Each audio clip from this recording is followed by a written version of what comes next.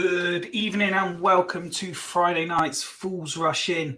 And as the title suggests, we have got guests galore, so many opinions to share. Good job. We have hours ahead of us in which to share them. Before we say hello to everybody, let's roll the titles.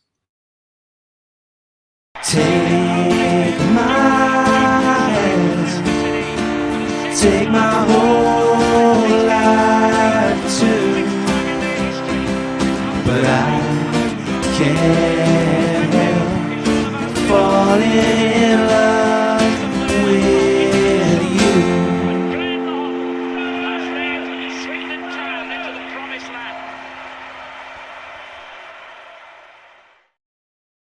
It has to be said, you can always rely on family to promote stuff in the best way possible. And this comment from my brother tells you everything you need to know about Fools Rush In. He's logged in to tell me that he's not going to enjoy this. I hope that we're able to prove you wrong. Let's start with one of our guests tonight. He is going to be offering likely views which are going to cause the rest of us to argue, but he's doing it purely from a place of banter and joy. He's also going to be offering the opposition view. Welcome back to Fools Rush In. Grant, how are you, pal? Hey, I'm good, mate. Good, you? Absolutely buzzing to have you on, pal. This is going to be... I'm really hopeful that this lives up to anywhere near the hype. Oh, mate, same here. Do you know what, the chat that we're having before? I think it's already going to be a good one. You had to say next to nothing, and it just kick-started everything. It just goes straight away. I'm maybe not as bad as Liam, but... No, well, let's not bring him up just yet, because I'm sure he's going to come up plenty in the next hour or so. I put in the group chat, it says, right, everyone, it's time now to pick your favourite lower league like host. Because he's live just now on the Stockport game. I went switch over to Fools Rush In just to wind him up. I'm putting our own numbers down to just inflate my ego a bit. That's what we like to hear. That is certainly what we like to hear. We have, as well as a number of guests, we have a fair amount of our regulars. And let's say hello to one of Grant's favourites. Evening, Ben. Hey, how we are? That's the same as Grant there. Thanks, mate. I'm good. Yourself? Everyone coming on needs to do that now. We could just clip it at the end, and it just look like everyone gets introed as a massive Mexican wave. Grant, can you do me a favor? Can you copy the whole link and then stick it under and retweet it under Liam's live chat thing, just so we get people over? Yes. How was your week, Ben? Yeah, it's been good. I had a cracking night last night at the sponsors dinner. Mm-hmm. Met a lot of people, a lot of players, had a nice chat. And bit of networking, that sort of thing? Bit of networking, bit of it, all that. Yeah, it was just a great night. It's the first time I've done one of these. And yeah, I had a proper good time. It was good. It's been a good week. Good. I'm very happy to hear that. Someone else who would appear, judging by our group chat, had a good time. Evening, Rich. Evening, boys. How are we? Very well, thank you. Yourself? Yeah, not too bad. Yeah, same as Ben. Had a good evening at the sponsors dinner. First time at the sponsors dinner, and what better way to enjoy a few bevies? Do you know what I mean? Surprised you remember, mate.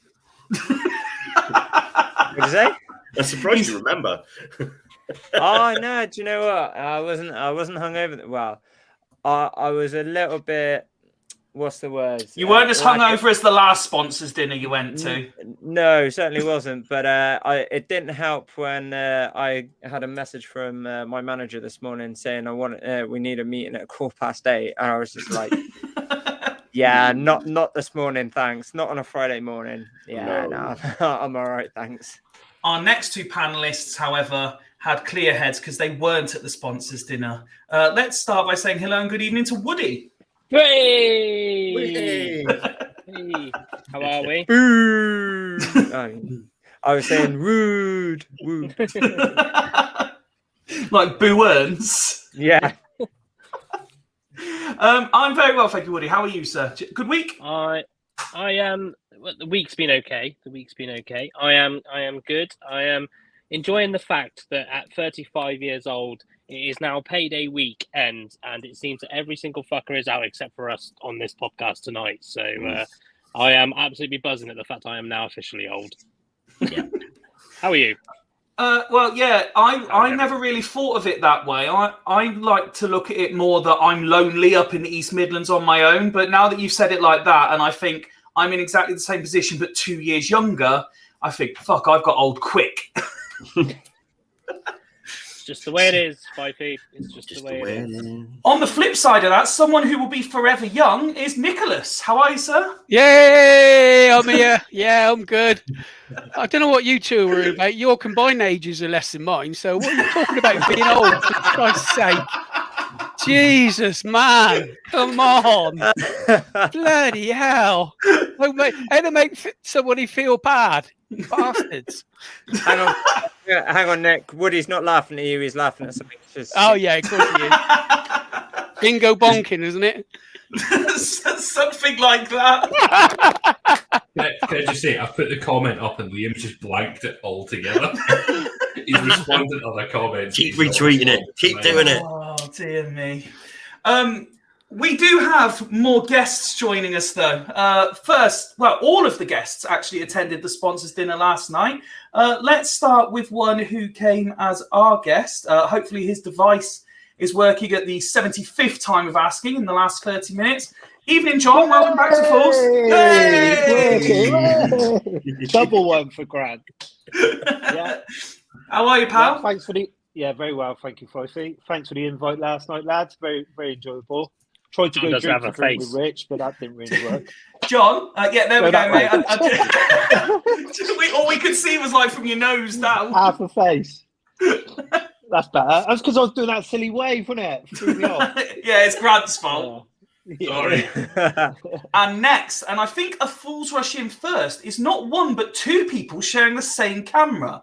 We have a returning guest who is one of our absolute favourites and a debutant all at the same time. Good evening, Mr. and Mrs. Archer. I feel like a top trendsetter here. Evening all. Evening, Mark. Firstly, welcome properly to Fools. We see your comments every episode, but now you finally made it onto screen. Yeah, thanks for having me. I said I'd get her in the end. I think actually I had too many Peronis last night when Joe asked me, to be honest. Is that what it was? Yeah. I thought she'd forget by this morning, but she didn't. No, certainly not.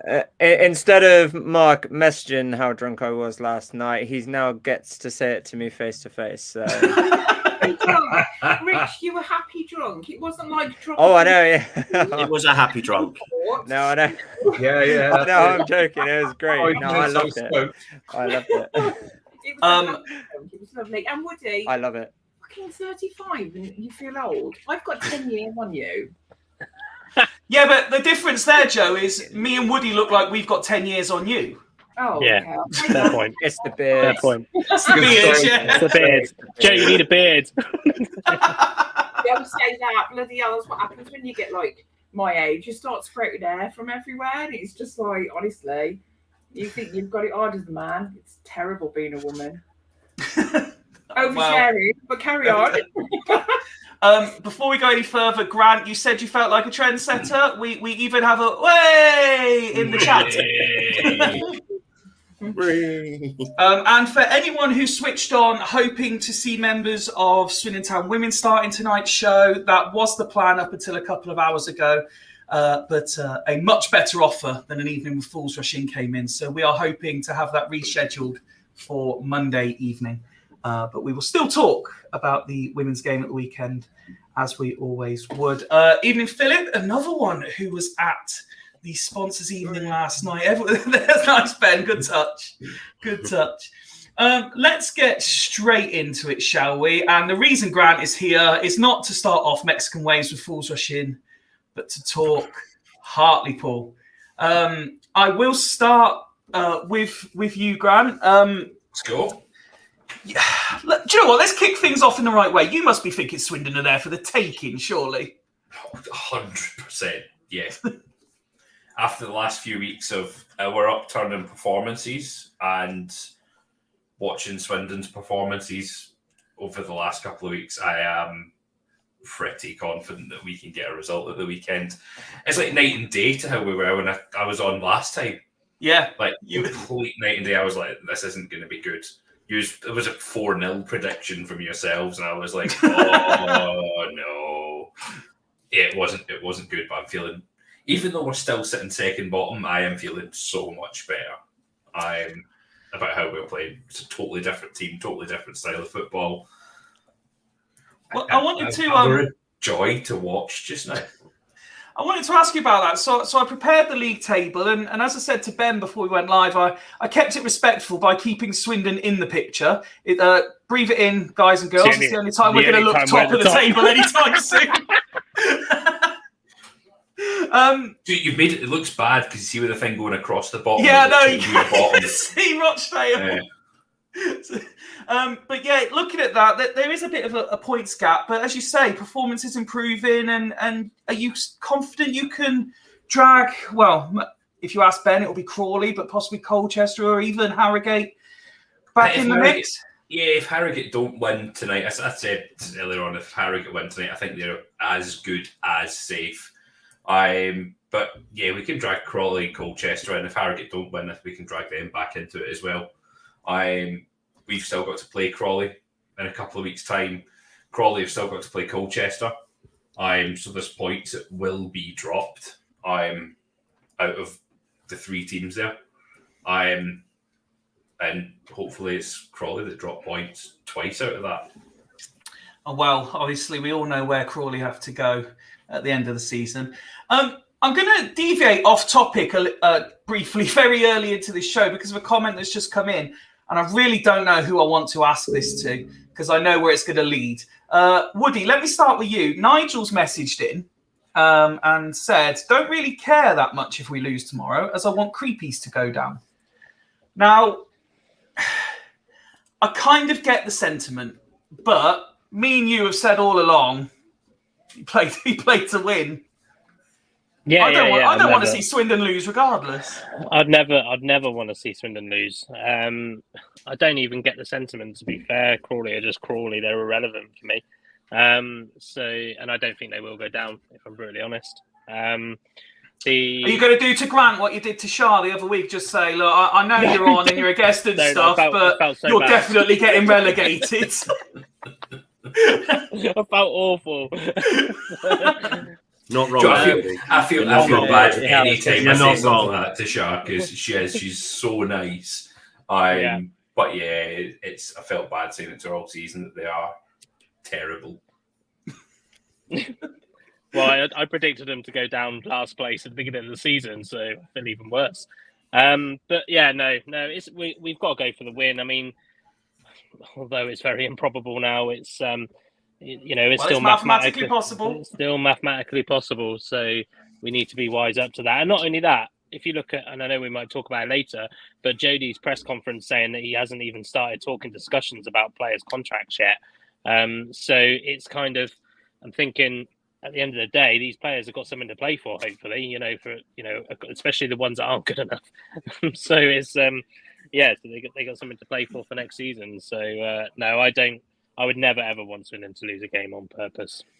Would I, Fabrizio Pacaretta? Do you know what? Because I know where this is going, it's the perfect segue in. John, let me bring you in because to the same end, we've both seen comments on social media in recent weeks saying from Swindon fans saying, well, if the only positive of this season is it looks like Oxford are going to go down, then that'll do for me. And it certainly won't do for me. No, it's not something I agree with. I think if we keep to this structure and Sandro's database and Oxford come down, I don't think that we may win the home game, but I don't think we would win at Oxford, and we may struggle against them. So, yeah, like I said to you earlier, I wouldn't want Oxford in our league next season if we're struggling again at the start of the season. I mean, the way I look at it, and I think I said to you and Ben and Grant before we went live, they could finish bottom and still realistically finish 10 league places above where we're likely to finish. Yeah, exactly. I still don't see Oxford doing great if they come down next season, though. I don't think I'm any not of the, sure. I read a I wouldn't report be- today. They're quite a lot of debt. Yeah, so 4 Yeah, I million was in gonna debt or say, something? yeah. They lost 4 million in the last financial year. Last financial year. I wouldn't be nervous if any of the 4 teams that are coming down. Forest Green will try and pump money into it, but they can't do too much because they're in the middle of doing the redevelopment of a new stadium. Yeah, But And we all- I'm not we all concerned know- about any of the 4 at all.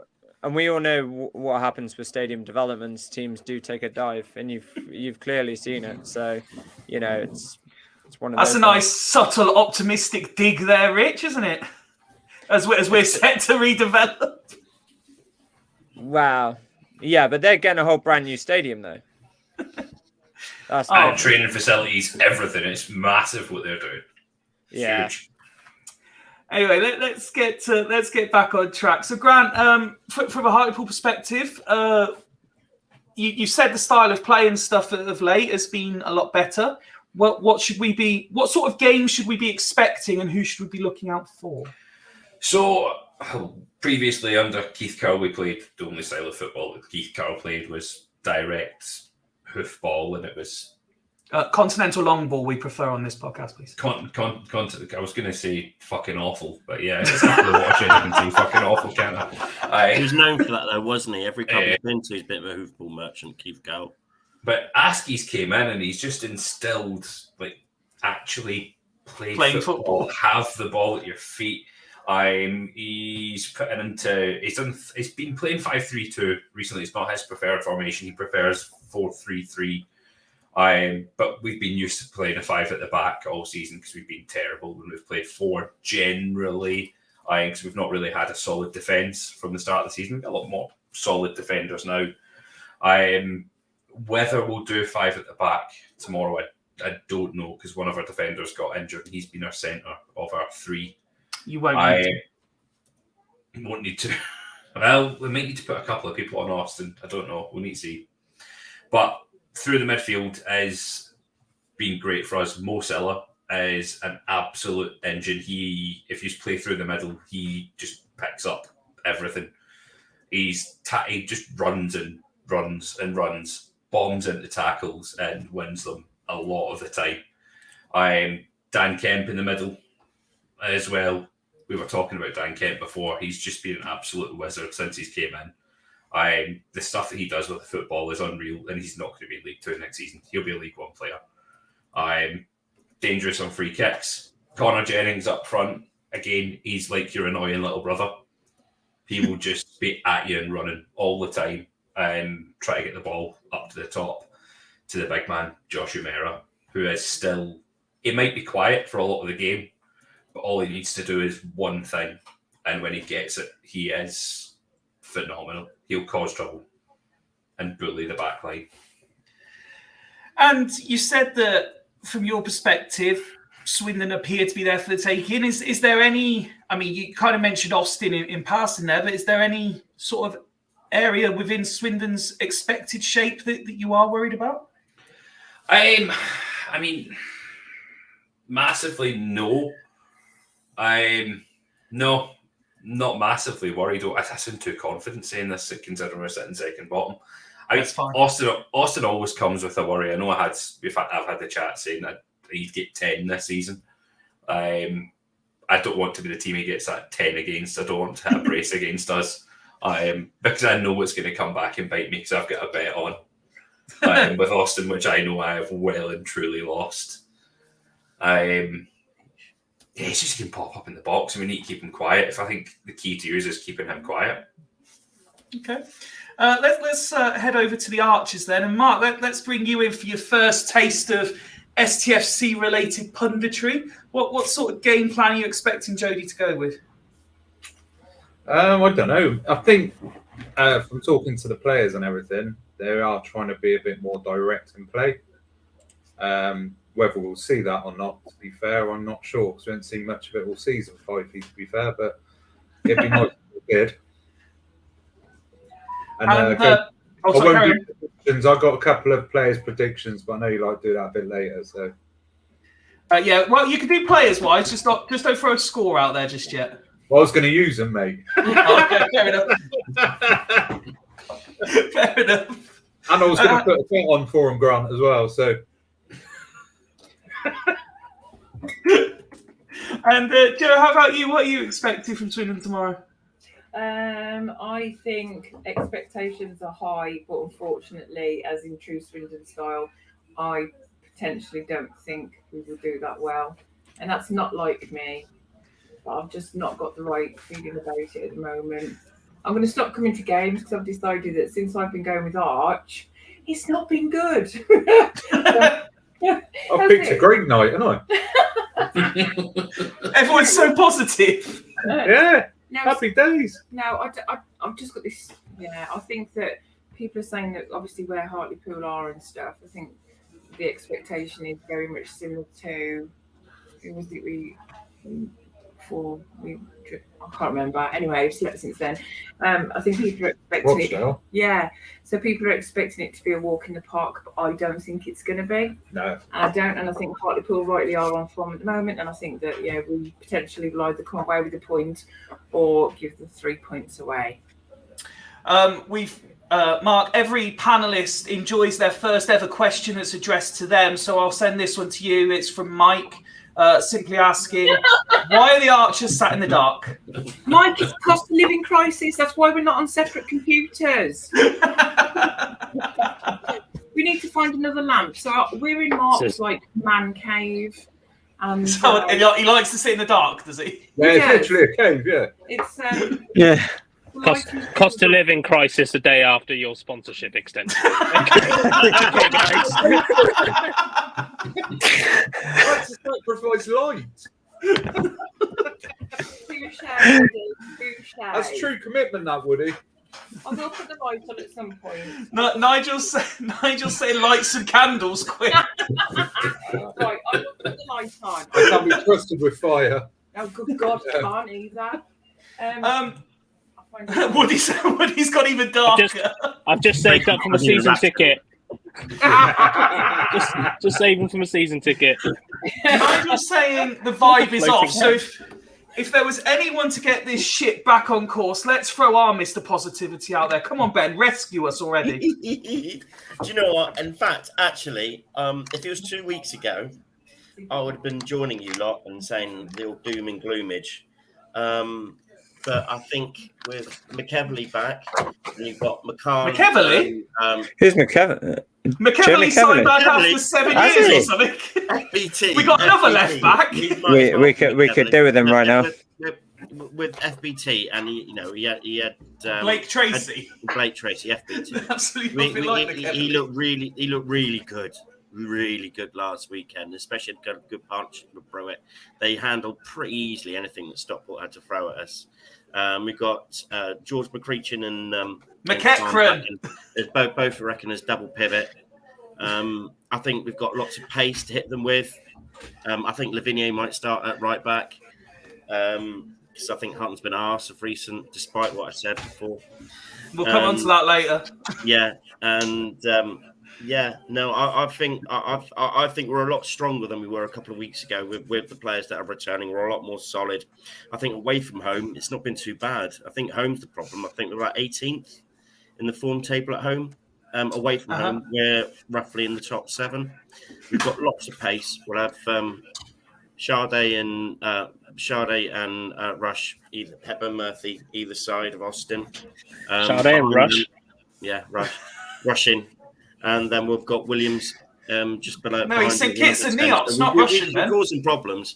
I honestly think that it's going to be a really good game. And the fact that Hartlepool got to come at us is actually going to play to our little advantage a little bit. I think this game is going to be an absolute cracker. Absolute cracker. I think it's going to be a cracking game. I think it's going to be quite a good game. I think there'll be goals both ends. Grant, we've had a question sent in for you, and I think it's very poignant given how good Swindon are. Do Hartlepool tend to play better or worse against 10 men? I mean, to be fair, we've not really had much opportunity to do that this season. We've just been shit all season. Don't worry, you will do. The record to beat is 45 seconds tomorrow, so I'm going to put a fiver on it. Do you know what? Straw poll. Straw poll. I'll leave Grant out of this one, but I'll go through all you quickly. If you were to name someone who could get sent off quicker than Wakeling tomorrow, who would it be, Ben? Bryn. Bryn, Rich? Bastard. Yeah, I was actually going to say Bryn. I could just see him flying out of his goal and just taking someone out. Joe? Damn it. Khan. Yeah. Mark? Yeah, true. Yeah, probably Khan or Brewitt. Okay. Woody? Yeah. Jody Morris. That would be entertaining. Jody Morris goes. Jody Morris just sent off after 30 seconds. Before he even gets in the dugout. Well, he wasn't too complimentary was looking last night, was he? So in his chat. So yeah, he might just spark him out for the game starts. John? I was looking at the referees' stats for this season, and he's shown 77 yellow cards this season, so 4.5 per game. He's only shown two reds. Has he done a swindling game? Probably those swindling games. It'll be a He's almost at one. He's almost at one foul per tackle. That's going to be the most stop-start game you'll probably see. Jeez. John, who's going to get the 30-second red card? I'm going to go Austin. He's going to do it in like 7 seconds, Vinnie Jones style. Okay. Yeah. He's just going to go, bang, see you later, I'm off. I would go for Brewitt. Brewitt, okay. Nice. Let's carry on. Where were we before we got off on this tangent? Oh, yeah, about playing with 10 men. So you've not had much opportunity then, Grant, no? No, not had much opportunity. So, can I just go back to this referee stat that I seen? So I was looking at, so it was 0.8 fouls per tackle. But the match of hours that he refereed, I don't know how this is possible. He got 1.12 fouls per tackle. Wow. How is that possible? Bizarre. Bizarre. Rich, can you match Ben's positivity for us and tell us everything's going to be all right?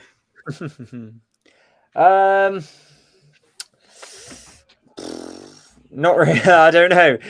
I don't know really. There was a few positives to take out of the Stockport game last week. Do you know what? There has been positives out of every game that we've played, which is really, really frustrating. But we just can't seem to put it all together. Now, I don't know. There's been some games you're pushing it if you're saying there's positives. Okay, the last couple of games, so like Stockport, Rochdale, what I wanted to say Walsall, but Walsall was just such a dreary game. Walsall was bad. Walsall was bad. Walsall was bad. Yeah, Walsall was bad just in terms of obviously there was no goals. I'd say probably in that game, probably defensively, that was probably our best game. And then we go and play the next game and we draw 4-4 and concede 4 goals. But we score 4 goals. So despite it being bottom of the league, but we're against 23rd place tomorrow. I think returning players though do make a huge difference. You know, but they've been out so long. I mean, is Khan going to start? I mean, Khan did all right against Stockport. Thing is, he played all right. Returning players do help obviously improve a squad, but they're not all starters. I mean, you mentioned Shade, but he's a returning player. It doesn't mean he's going to play. Oh, he will. I think Shade has been very.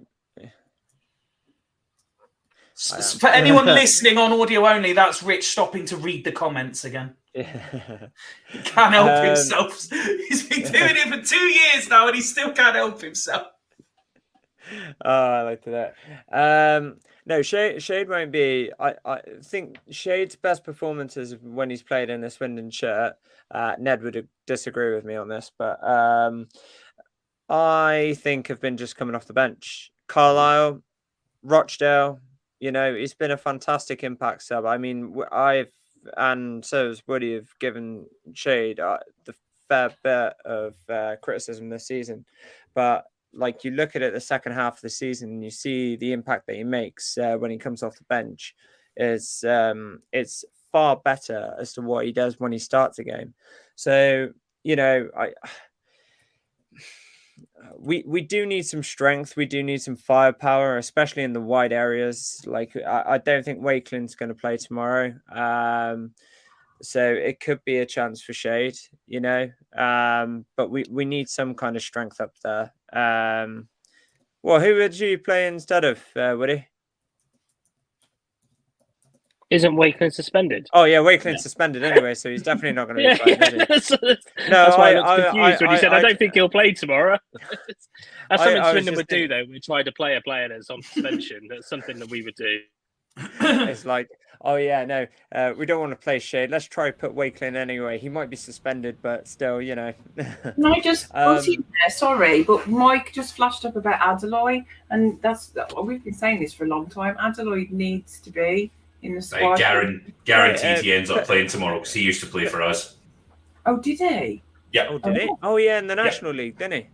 Yeah, Adeloy was with us for a while. Rich. I actually think it was in League 2. Oh, it's not Rich. Was it? It's okay for me not to know, Rich, but not you. Yeah, well, Hartleppol recently in the National League by any chance, Grant? Yeah, it was. Was it when we were in the National? It was only 9 games. 2015. Yeah, we were.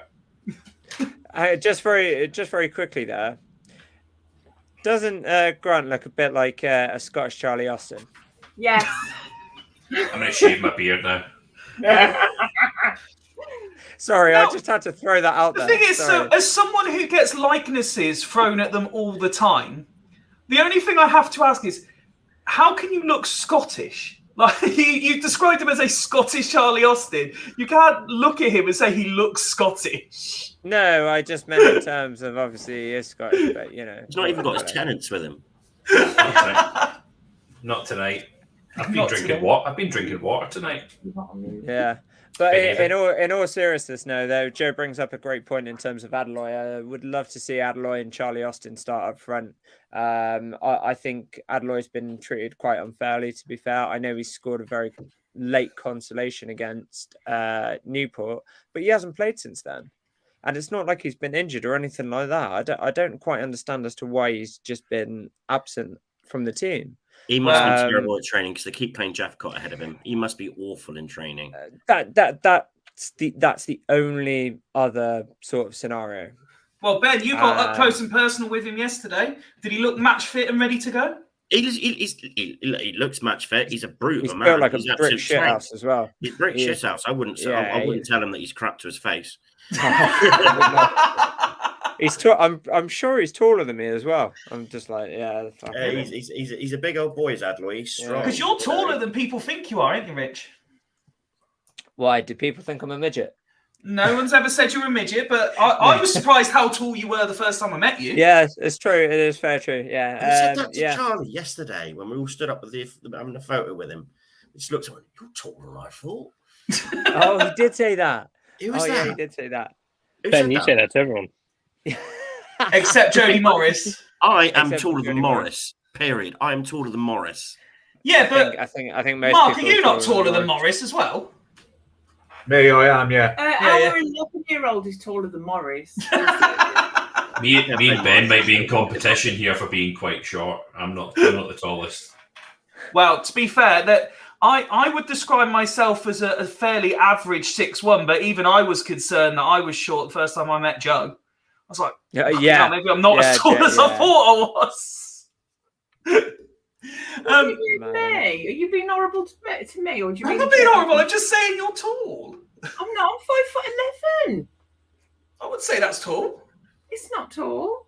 It's fairly tall. Big shoes. Big shoes. Big shoes. Actually, I've got 34-inch inside leg. Thank you very much. I'm glad you said inside leg there.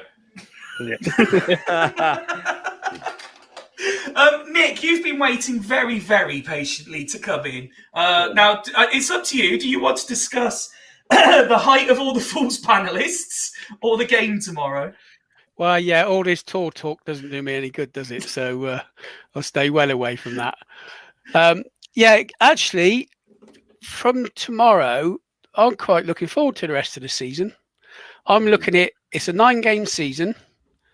Morris has got to go out and prove what he can do as a coach. Yep. So there's a lot on his shoulders. Yeah. The players have got to prove what they can do. Those that are out of contract, if they want a new contract, if they want to be signed. There are those that a lot that Morris isn't convinced by. He's already said that quite brutally with one player in particular. It's probably why he didn't turn up last night, because he was not happy with the comments that his coach said. So so I think there's a lot of players that have got a lot to play for. So I see it, it's a 9-game season. We've got to go out and win as many of those games as possible. Yep. The only thing I don't like from tomorrow is I wish we weren't playing Hartleppol tomorrow. I quite like them as a club. Been up there a couple of times. People I've met up there have been really good people. Yep. I'd rather see, like somebody commented before, the Creepers go down and we beat them on the last game of the season and push them down. So obviously we want 3 points tomorrow. So, I hope Hartlepool get out of it. I'd like to see them stay in the league. But unfortunately, we desperately need 3 points ourselves just to keep our season going. We win 1, we win 2, we win 3. Miracles might happen, and we've got something to look forward to game by game, and that's all we can take it game by game.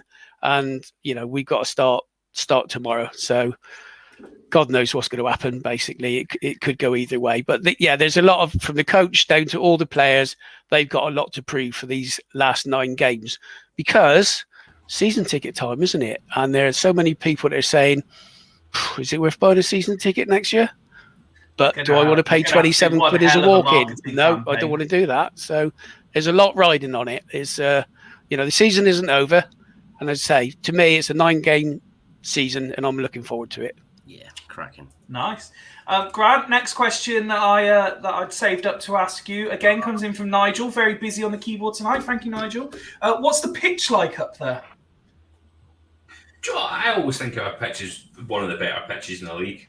I've seen a couple of people moaning about the state of the pitch this season, saying it's not as good as it has been. It was a little bit bobbly. I've not really seen that. I think our pitch is really good. We've got great grounds, with really good. Yeah, happy with it. John, you're part of the couple of hundred making the trip up north tomorrow, I believe. Looking forward to it? Well, I don't mind the journeys and stuff, and then I'll get to the game and I'm up for it, and then 10 minutes passed and I'm thinking, should have just stayed at home and watched Soccer Saturday. That's what normally happens, but yeah.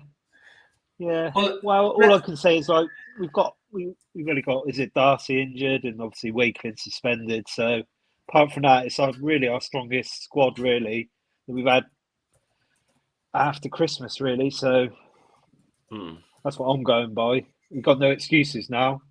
The players might be mentally shot by now, but they still got to give it a go, haven't they? Absolutely. Let's see if we can encourage a little bit more positivity out of you, though. So, Grant, tell us, for any fans making the trip up there for the first time, if they were to get there early enough, what are the local delicacies and delights they should keep an eye out for? Do you know what? I was going to say one of the best places to go before a game, there's a lot of home fans and a lot of away fans in, is the 1908 bar, round the back. So if you go into the car park at the back at the away end, keep going around, there's a bar in there. It's great to go in. There's loads of club stuff on. They've always got a guest speaker. I think it's Tony Lorimer is the guest speaker this weekend. And they do it's a good bit of fun in there as well. So yeah, I really like it. And there, if you get up really early, you can go round the marina, have a wee walk round, freeze your bollocks off in the marina. See some boats, see a brass monkey, give him some cash. Nip down to the beach at Seaton, go to the arcades, have a bit of fun. There's really not much else to do. Okay. There you go, John. Try to pick up Hartlepool here, but go into the 1908 bar. I'm going to go to the beach. Go to the beach and then go to the bar. Arcade. I like the 10p machine. Love it. Okay, let's talk. We'll give Grant a little rest, and I'll go around and we'll do a bit more swinging chat then. Ben, Nick said it's a 9-game season, which I'm sure will be the sort of mentality you'd be going in with at this point to kind of keep motivated and keep positive. when you look at the remaining fixtures, do you see it being a positive 9, or can you see this sort of, I don't want to coin a phrase that we used early in the season, but consistently inconsistent form? Yeah, I don't think there's anyone we can fear. I think now we've got the players back. I think we've got a decent squad again. I just think confidence is on the floor at the minute, but I think we can have a positive end to the season. I do think the playoffs are gone, but like Nick said, we just take each game at its time. We win tomorrow, and we happen to beat Mansfield, and then people start dreaming again. But I don't think it's unlikely. But I think we can target 70 points realistically and have a cracking end. Because we've got some good players. We've got some good players. That then, that's 19 out of the last 27. Yeah. So I was on mute laughing there. Yeah, no. Well, no, obviously people are going to take piss now because our arse is hanging out of the season. We've been terrible for weeks. But I maintain that we have got some good players. We have got some good players. We have? Yeah, and I think that if we can get a few games of momentum going, that we can be all right. I think at the moment, Swindon's a bit of a joke. Everyone's having everyone thinks we're a bit of a soft touch at the minute. And we have been. And we have been. We've had the actual debacle with the assistant manager not signing for weeks. We've had poor Morris on his own, without his number 2. And that dragged on. And then we had, just horrific suspensions and players being hauled and 5-game bans to important players. And then we've been conceding.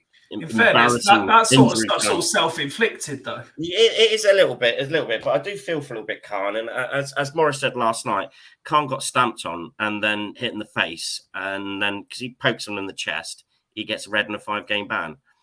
And we have been, Hepburn Murphy gets sent off for straight red at Newport for pushing someone in the chest, and the player goes down holding his face like someone's shot in the head, and he gets a ban for it. And he says he's not had the best of luck there.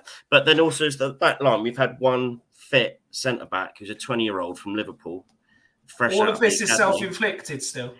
Yeah, no, yeah, but it's... Ben, can I ask you something? Well, you've got Harry's. That wasn't self-inflicted. He's been injured. You've got... No, the injuries aren't self-inflicted. Yeah, Baldry's been out for a long part of the season. That's not self-inflicted.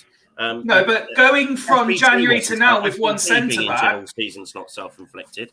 Going from January to now with one centre-back is self-inflicted. Oh, yeah, we could have signed more, but it's not Morris's fault. He signed on deadline day. I'm not saying it's Morris's fault. I'm saying it's Swindon Town. We've had self-inflicted. But now we've got players. Lock's got nothing to do with it. We are going to be something more. We are better than we are going to be sort of like 13th, 14th. We will probably finish about 9th this season, I think, and we will climb a little bit and have a little bit of respectability towards the end of the season. That's what I like to think that we can do. And as a target, 70 points is achievable target. We might not make it. We might get 65. We might get 67. We might get 69. But I think that's an achievable target that we can go for, because that takes a few, draws into account, and it also takes that we might lose the odd one and win a few. But you talking about asking you on Sunday, Ben, you've got to be positive, because if you just go into a sea of negativity, it's just depressing. Depressing. I agree with about 90% of what you said there. The only thing I would disagree with is luck's got nothing to do with it. Luck has got nothing to do with it whatsoever. Grant, you said you had a question for Ben. Yeah, it's where the 19 points coming from. If you were to look at your games, has everyone got the games up? Because we went. We're not asking it now. I was asking you on Sunday. Where's these 19 points? Well, we went through because I generally think we can win. If you think you can win, I think that we can take the points tomorrow, and then we've got Mansfield on Saturday. Both teams are struggling for wins at the moment. Hopefully we can get a win and have a go at them. We'll see. That might be a draw. It might be a win. But I think Tranmere are on their arse at the minute. I think they're playing up the season. We can beat them. Wimbledon are another one who are one of the worst formed teams in the league. We can win that one as well. Who else have we still got to play? Crewe. We still got to play Crewe. We can beat Crewe. Who else? Crawley. We can beat Crawley. So there's winnable games. There's no one there that I think, we're fucked. We're not going to beat them. There's no one. Even Stevenage. Bradford. Bradford, I'd love to beat Bradford. I fucking love, just for personal, I'd love to beat Bradford. That's probably one of the toughest. That on paper, that's probably the toughest ones. Stevenage? Stevenage are beatable. They've proven recently they're beatable. They've gone to Everyone's beatable. Everyone's beatable, but they've gone to Rochdale and lost 2-0. I think they're losing more games than they're winning at the minute. So they're beatable. I don't fear anyone. There's not a team that I look on there. God, you know what? They're really good. I just don't think we'll pick anything up against them. There's not one. So I think any team that we play, there's going to be games that we don't play well and we get beaten. There's going to be games like that because we're not that good either. And we're inconsistent, but we've got good players that can give any team a game. So if we do go on a run and we do go on like 3 or 4, and we do get momentum, we have got players that can hurt teams. And so there's no reason why you can't just be a little bit positive and just try, just get behind them and let's just see where it can. And if we can get a positive end to the season, hopefully that will lead into pre-season and we can just go into a better frame of mind. Because at the moment, it's on the floor. Fans hate the team. The rest of the league are kind of laughing at us a little bit. It's a joke and it's not good. And I think we need to have a bit more steel about us and a bit more self-respect. On Saturday, we proved that a little bit because even though the worst thing that could possibly happen happened, we showed some steel and we showed some determination and we kept them off. And it was our own fault that we did concede because we could be playing now and Stockport wouldn't have scored if we hadn't basically gifted them a goal. But we did. Yes, Fifey, you're right. We did. But we're going to get better, and hopefully, because we got Tomlinson, who's come back, looked really, really good since he's come back. We are going to get better. It is going to get better. It is not the doom and gloom fest that everyone builds out. We are not a terrible team. We are not a terrible team, and it will get better. You mark my words, where we are at the end of the season, it will get better. And obviously, people are going to mock and laugh and take the piss. It's fine, but we will get better. Woody, so you can Woody, how do you react to that? Strangely, in some sort of agreement. The only reason I say that is because all of a sudden, when you go under that 10 mark, 9 games unbeaten doesn't sound unreasonable.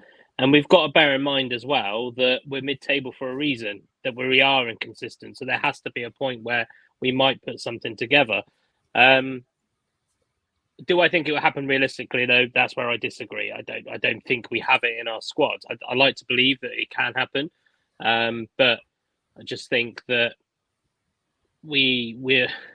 I don't agree with the luck point that we're out of luck because at the end of the day, Johnny Williams gets fucking kicked, shoved, stood on, all of that stuff. He doesn't get that many red cards because he does a stupid reaction and things like that. So. We've just set up for our own back. It is, self-inflicted. It goes to that one point that we didn't recruit well enough in January, didn't recruit arguably well enough in August. So, fucking hell, you're right, Fifey. That tiger just attacked you. I'm just again. You're right, mate. What happens when I try and join in the chat? I'm not going to say it's unreasonable to think it because. The way that our season's gone, like we did, we could draw 4-4 to Rochdale and we could bloody beat Stevenage. It's kind of we're as you said, Pfeiffer, we're so inconsistent. I don't think we can predict it. Do I think we'll get to that top mark? Maybe not. I'd say looking at our position, I would predict out of 9 games, we'd probably have 5 wins. No, I'll go 4 wins, 2 draws, 3 losses. Is how I reckon we'll finish the season. I don't know who they will be against, but I just think that's how we'll finish the rest of the season. Okay. Mark, Joe, let me bring you back in on this discussion then. If we are to, let's go with the mentality that Ben is right, okay? How do we go about getting the results that Ben believes we can get? Can I just go back a little bit first, Fifey? Please. Is that right? Because, I was very much the same until I was speaking to a couple of players last night, and I won't name any names, but they didn't even know we went on a 5 or 4 game win run to get to the playoffs last year, which I was quite shocked at, to be fair, because if I was the manager or whoever, I would be getting them guys to believe that it can be done and it was done before. Yeah, good point.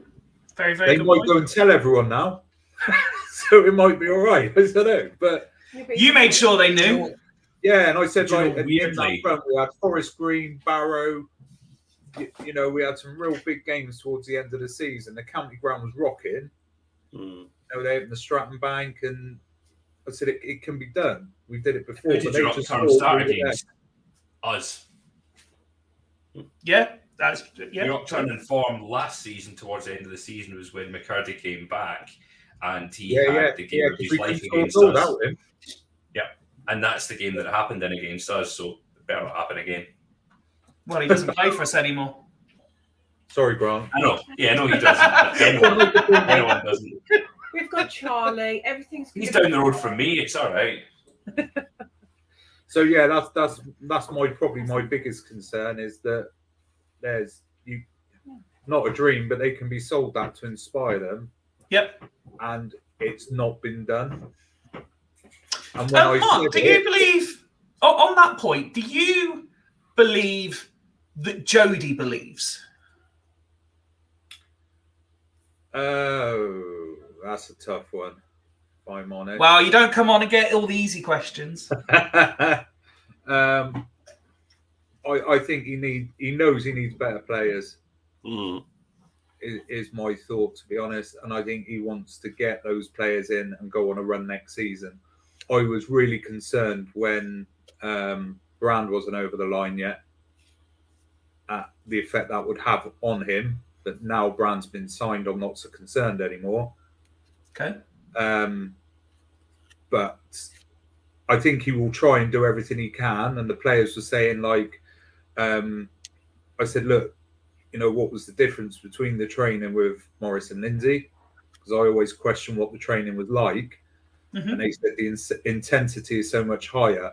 And Lindsay wanted us to play forward football and be attacking, but he'd never train us to do it.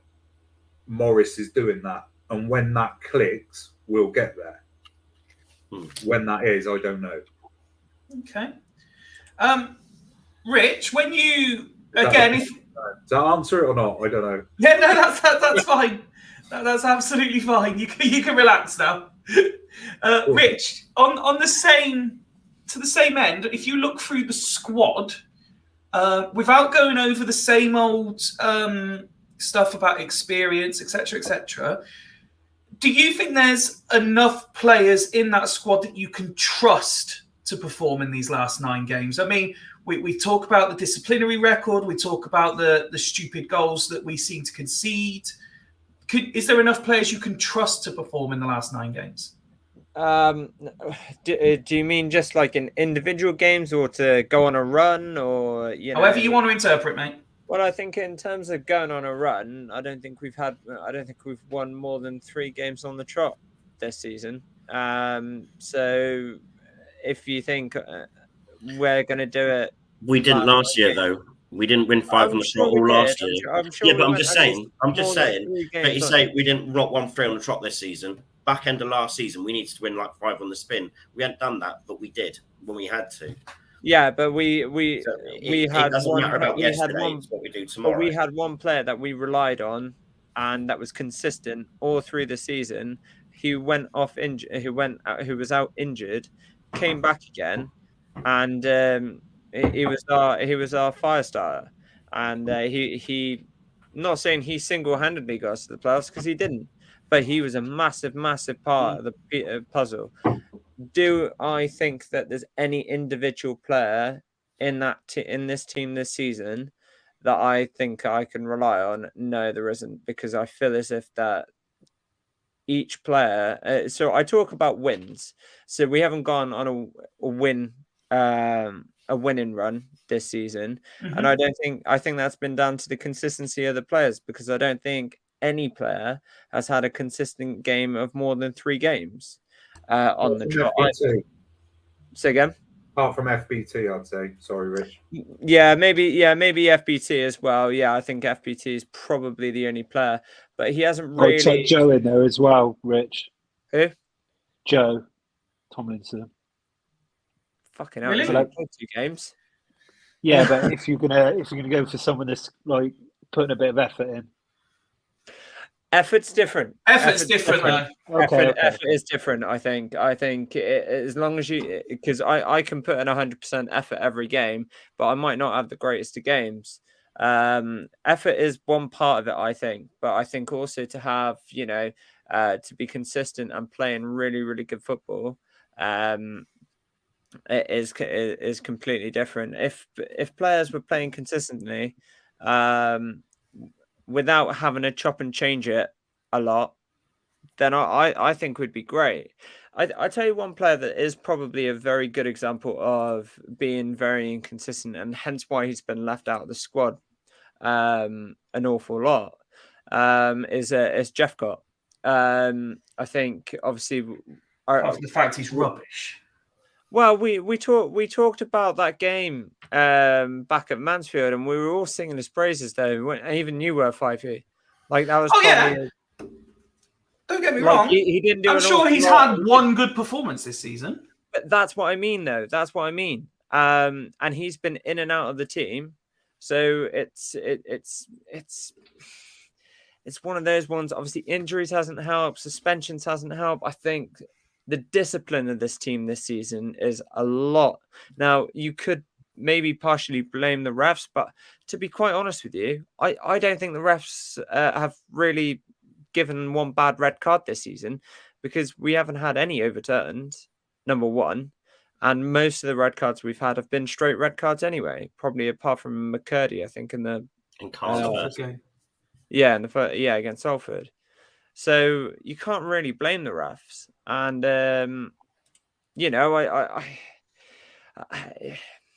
there's just been no. I don't think there's been any synergy this season. I will back one player up, but he still has sort of taken a little bit of a dip the last couple of games. But is Josh McEachran? He's probably another one. George, not Josh. Sorry, George McEachran. But he came in way too late, though. He came in way too late to our season. He only signed because of Morris. He wouldn't have signed under Lindsay. And there's that too. So it just hasn't worked this season, and I think it's fair to say that. I hope I'm wrong, and I hope we go on like a 9-game winning streak. I really do. But being from a realistic point of view, that isn't going to happen.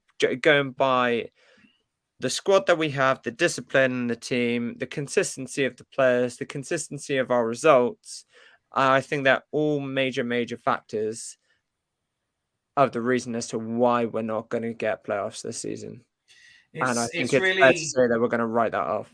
It's really frustrating as a fan to know that we could win our last 9 and it's still not be enough to even get a playoff place.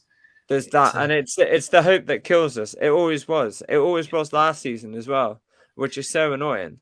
But yeah. So, Grant, let me come back to you for a bit then. I seem to recall last time you joined us, we went through some memorable games such as Brezovan's debut. So I don't want to go over the old ground again. Wonderful debut. Something we did with Shah the other week, and I'd like to do with you as well, is we went through. I was surprised when I was looking this up, considering that I would say that Swindon Town and Hartleppol are kind of the epitome of an EFL club.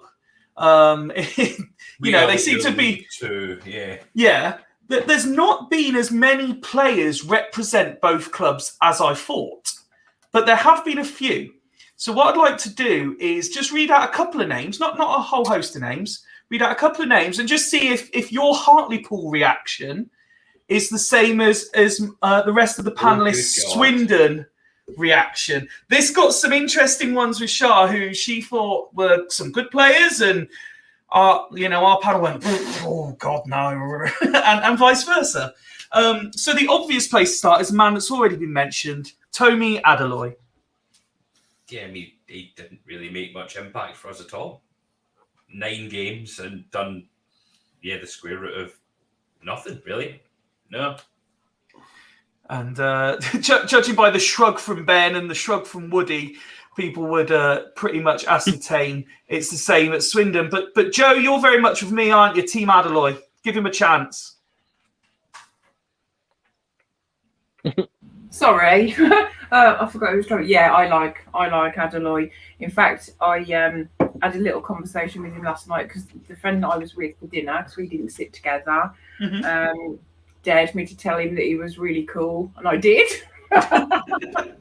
Did he take it well? He took it really well, actually. Yeah, nice guy. No, but I rate him as a player. I always have done. I really hope we give him a chance in these last 9 games. If nothing more than to prove himself. We've got nothing to lose now. No, absolutely. Give him a go. Yeah, give him a go, definitely. One of my mates is a big fan and he loves him. His last season, got into Adeloy, he's gone. And yes, but he loves him up over an air. He's a big old unit as well. Isn't he? Big boy. Yeah. Yeah, We're lacking a bit of that. Certainly are.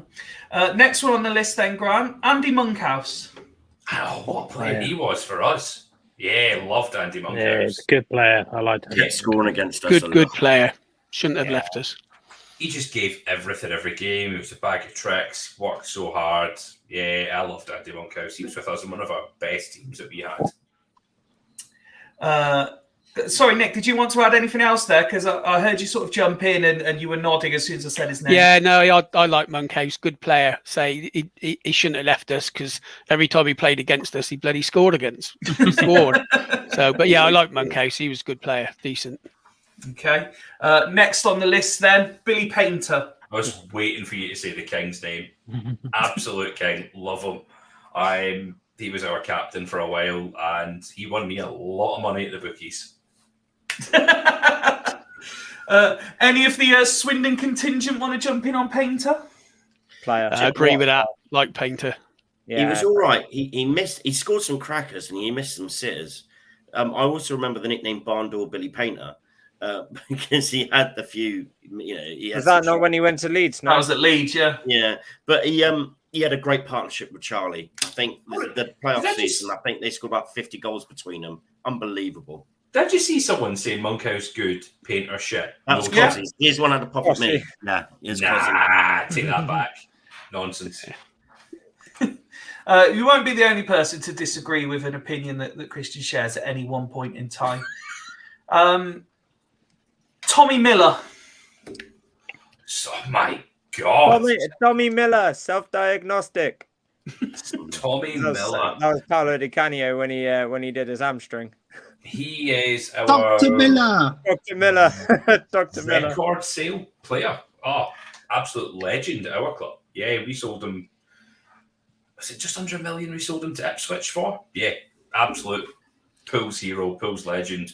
If I remember rightly, he missed a penalty against you lot as well. In the first game of the season, we drew 0-0. Oh, that's the one time I've been to Hartleppol. We went away. I took all the way to Hartlepool. We missed a penalty and drew 0-0. He probably threw it. I would say he probably threw it. Who else have we got on this list? How about Critchlow? Oh, what a player. The boy that's at Bradford? Yes. Oh, wow. I didn't know he was at yours. So good you didn't... Oh, I was going to say, were you going to say don't even remember him being at you? No, I remember. He only had a couple of games for us. He's an absolute unit, a lad. He had a real personal issue when he was left us that cut short his stay. His mother died, unfortunately, in horrific circumstances. I'm not going to talk about it, Google it. And he had to leave us quite prematurely. He's a great centre-back. He's doing phenomenal at Bradford as well. And you just see the size of the boy. He's massive. He's going to go on to bigger and better things. I think he's going to be a League One centre-back. I'm surprised he's in League Two this year because he did quite well at Swindon, and I thought his natural progression would be League One this year. But great player. He went to Plymouth. He had a terrible time. Went to League One last season. I don't think it worked out quite as much. Was it Plymouth? Yeah, he went to Plymouth and he played a couple of games. Yeah, maybe he just needs a season of League Two football under him to get the confidence. Because Huddersfield rate him apparently. Oh, they did rate him anyway. He played a few games for them. The last one Oh, sorry, Rich. I like to congratulate. The last one is someone that will go down in Fools Rush in folklore, and I've saved him to last purposely because I remember messaging you about him earlier in the season, Grant. Not a player, but Danny Wilson. Oh, what a manager. Absolutely love him. Funny story about Danny Wilson. So he was our manager again. Was it when we played Darlington? And he made all the players go in, and he told them all to put towels over their head. And they're all like, "What are you talking about?" And so pre-match, he's like, put towels over your head and just listen. And he put on Eminem, "Lose Yourself," on in the dressing room.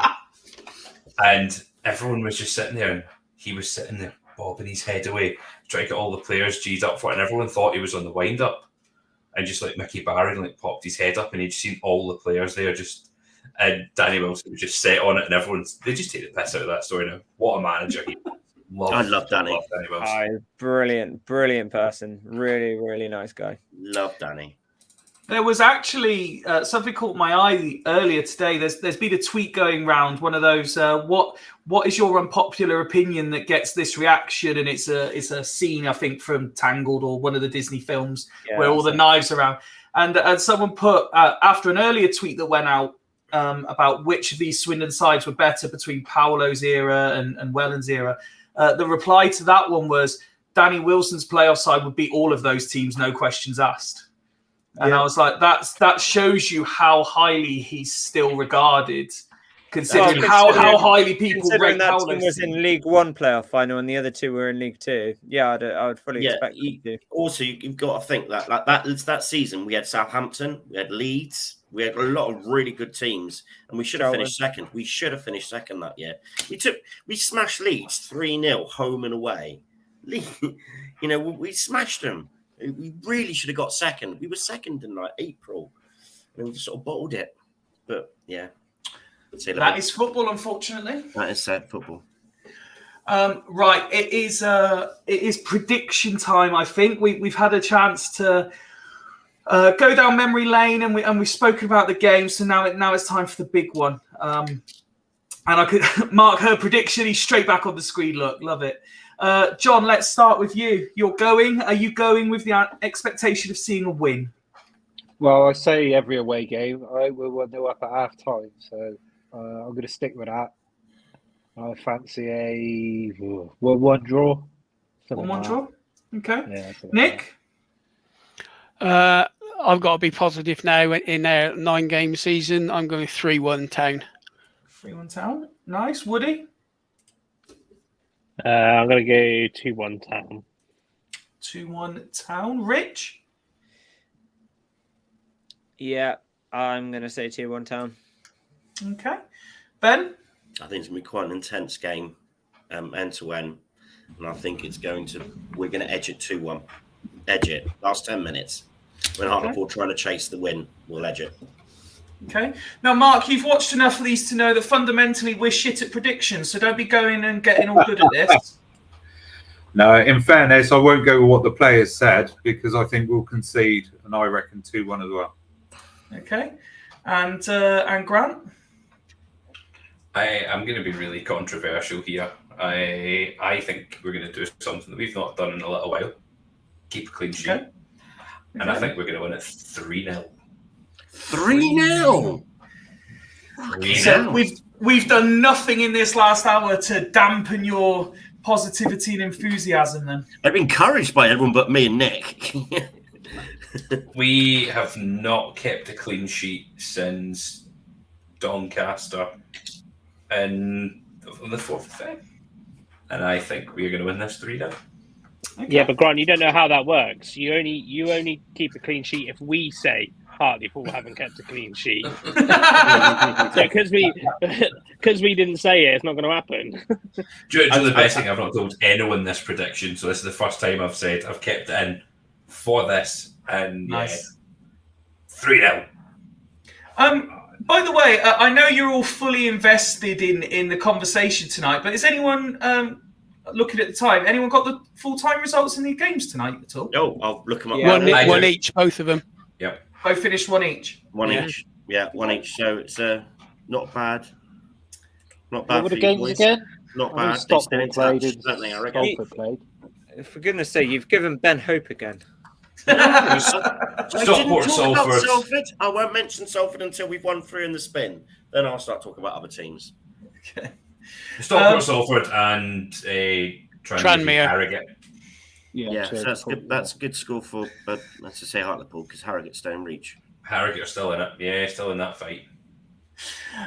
We're going to discuss a night on the tiles, but Grant, don't think that gets you out of this, because I shared it on our socials earlier, and I would like you all to have a consideration now. I've saved a few pictures to go through as we discuss the events of last night, but what I'd like to know from everybody on the panel is, what is Ned saying here to Tyree Shade? So take a moment to consider, what could Ned be saying to the much maligned yet now suddenly gaining a bit of fandom amongst the You can't beat Craig. Ned, What and I Craig said. quote, put the image back up again. 5 Okay, there you go, Rich. You want to jump straight in? Yeah, and I quote, I've got the biggest erection right now. Oh, dear me. Ben? So what's Ned going to say, Craig? No, Rich, sorry, not you. I won't plagiarise Craig, though I really, really want to. I don't know what to say now. All right, have a think. Anyone got an idea? I got one. Go on. I tweeted you earlier, didn't I, Fifey? I think you may well have done. What did I say? Oh, that was it. You can do the business in, was it St. Kitts? St. Kitts and Neots. Yeah, so you can do the business in St. Kitts, but could you do the business on a cold Tuesday night in Stoke? We've got one come in here in the chat. Simply says, "Did you remember to get my duty free?" I reckon Ned was saying, not one fucking player on our table. Sort it out. He did say that actually quite a bit. So did Joe. Yeah, really right. Joe told the CEO. He went to the CEO. We've got not one player. I was going to say something really simple, and you just saying, "Pull my finger." Oh, dear me. Please continue to send in your "what was Ned saying" here. Mark, let's start with you then. You, as I said, you were there, and we even got, and I only just realised when I was setting up tonight's stream, and I was saving a few pictures, including this one of where you saw a couple of the Fools lads. I noticed when I shared them on Twitter earlier, I shared the wrong one, and it was you, Joe, and a couple of players, but not with Rich and Arjo. Did you have a good evening? Yeah, it was really good, Fifey, thanks. Yeah. Why do they look like they're taking Rich off the pitch? Like Rich is like, because they're holding him up. That's what they're doing. Is anybody tall enough to help Rich? He's pulled a hammy. Joe stands up. Yep. I've got a 34-inch leg. It was the Archer sandwich. Is that what it was? I had to be a part of it. But yeah, I have no idea what I was laughing at either. Probably something I said. Tomorrow, anyway. You didn't actually tell us. Sorry, Ben, what was that? What were the players' predictions for tomorrow anyway? She didn't actually tell us. Well, clearly he gave enough to suggest that they were considering a win to 0. Well, I'll be pissed off if one of them said we'd lose. Yeah, so would I, to be fair. No, one said 2-0, one said 3-0. Well, I reckon we'll concede, so I've got 2-1. Okay. We did actually have, while I think of it, Mark, I was going to throw it over to Joe as well, prior to the screen going off for a moment. But we did have a comment here, so I don't know if you were able to confirm or deny once that loads up on the screen. Dish the dirt, did any players have 2 puds last night? Not on our table, but I will say McEachran didn't have one at all. Oh, what a lad. He is worried about his It's BMI, isn't it? Yeah. There's nothing to him, but yeah, he said he Didn't was have trying to look gluten free. good. He's about 5 stone wet. I was born heavier than that. No, I did ask him how he can tackle players that are 3 times the size of him, and he couldn't answer that either. Bless him. But no, he's a nice lad. He is a nice lad. He certainly He's probably is. one of the best tacklers we got. Yeah, in my opinion. Good player. Can't argue with that at all. So where should we start? So it was the sponsors' evening last night. A few of our regulars were there: Ned, Ben, Kieran, Joe, Rich. There's a picture with Charlie. We were fortunate enough to be in a position where we were able to invite Georgia and Danny and John. You were there briefly as well before work decided to cut your night short. Nightmare. Honestly, gutted. It was a great night trying to go drink for drink with Rich, and then it all went wrong. Yeah. It's always great for me when I get messages like we've seen the Archers or we met Philip as this one, and Ben, I know that there was a selfie with you as well. I picked Rich's specifically for this one because unlike the rest of you, we're happy to share. Rich just went Instagrammed all his pictures and thought, fuck it, I'm not letting fools share my pictures.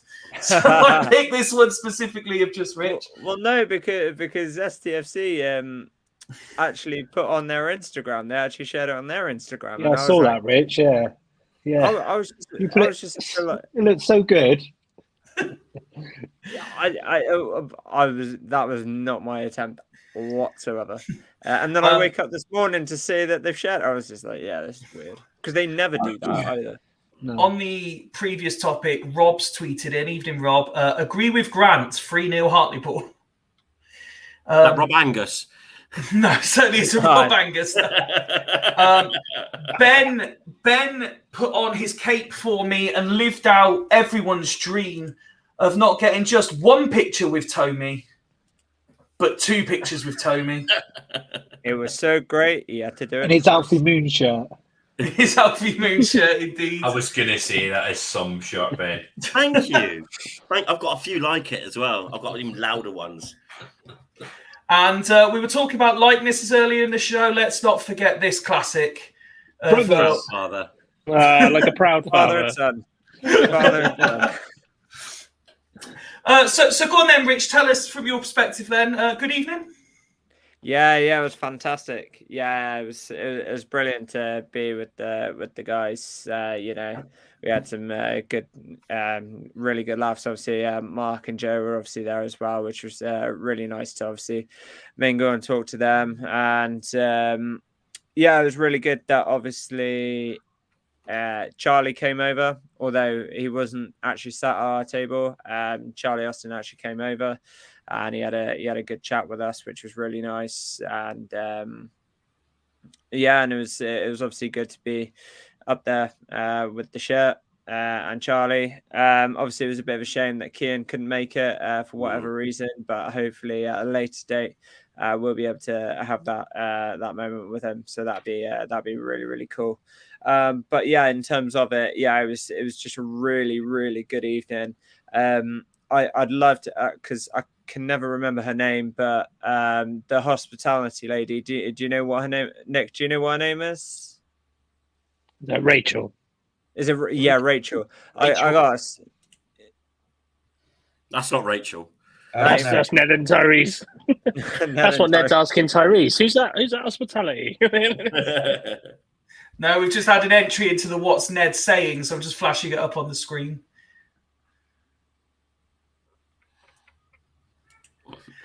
Sorry, Rich, you were saying about hospitality.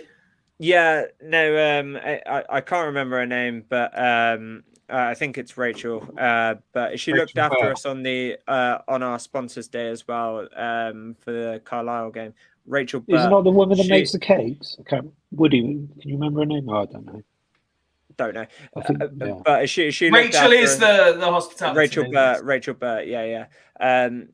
She does an absolute phenomenal job. She's absolutely fantastic. She came round to us last night and just see how we were and all that kind of stuff. She came round to tell us about Kian as well and made sure that was going to get sorted at a later date as well. During the whole sponsors day, she really looked after us as well. She's really, really, really good person and really easy to talk to. And if there's anything to help your experience and time, she was there to be on hand. So yeah, she was really top last night, and she's just fantastic. So massive shout out to her. John, as I said, you got to go well briefly. Did you enjoy what you were there for? Yeah, it was Yes, a really Bill. good evening. The build up until I looked at my bank statement this morning, but yeah, yeah, that was all of John's drinks that he was getting for me. He just left. Yeah. He was like, "Rich, here you go. Right, I got to shoot to work now." And Ben was on the zero. Well, to be fair, he had a couple of points. Then he went on the zero Thatchers, which, in my view, is pretty pointless. But there you go. I just like the taste. It feels like I'm missing out. It's actually all right, is it, Ben? We think Ben was actually more okay? drunk on the Thatcher Zeros than he was actually on normal Thatchers. Yeah, it's like the Wolf of Wall Street. He has to drink like 500 of them. He's all right. Thatcher Zero, though, is actually just a nice, refreshing drink. I enjoyed that. I was necking them. So like lemonade? No, it's got like a nice little aftertaste to it. Probably like Tango, to be quite honest, but it's quite nice. Carry on. But one thing I would say, when the players come in that, you forget that obviously they're like 20 to 21 to 22-year-old lads, most of them, and they look so young, it's ridiculous. Yeah, and you always feel like footballers are like, wow, big in stature and stuff, and I just couldn't believe how young they all look. It's like it looked like an under-16 side walking in. You remember that in his 30s, isn't it? So it's only really Charlie that's like exactly. You remember the days when you're a kid looking up at these players, then you're the same age as the players, and now the players are younger than you. That's the problem. Yeah, I still think I'm young, but yeah. I'm older than the manager now. That's really depressing. That's when it gets bad, when you're older than the manager, yeah. Ben, Mike says, did Ben poll the players to see how many of them watch Fools Rush In? No, I didn't. I couldn't believe he didn't do that. I'm actually shocked that you didn't do that, Ben. They wouldn't have a clue who we were, to be quite honest with you. Well, you say that, but I do know that 2 players were approached by a Fools Rush In agent asking them to appear because they know that the club don't want to talk to us. So people on the night were asking players if they might appear at some point, and there have been an exchange of messages. I felt a missed opportunity there, but yeah. Poisey, was the question, are you getting released? And if so, would you be able to come on our show? that should be the question. Oh, well, if that is the question, then the way some people are talking, mate, we could have loads of players on in the coming weeks. First game of the season, you have 11 players on. We'll probably have a better starting 11 than Swindon will on the opening day of the season. All went for 100 grand. Yes. Hey? Yeah. Went for 100 grand. Oh, went for 100 grand. Oh dear. Oh no. Let's not. Combined 100 grand. Well, I'm glad to hear that everyone did have a good time at the sponsors dinner. It was great to see so many pictures. Great, obviously, in our WhatsApp chat for those that were there, and hopefully something that we could get involved in again. Obviously, it's just another night for you, isn't it, Mark? All this sponsorship and hospitality. Yeah, I've done a few too many recently, to be fair. I'm looking forward to getting back in the stands. We did Rochdale, Walsall. Yeah, a few too many, really.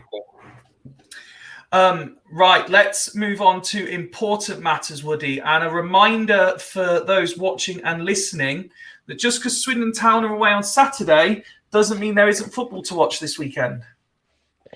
No, exactly that.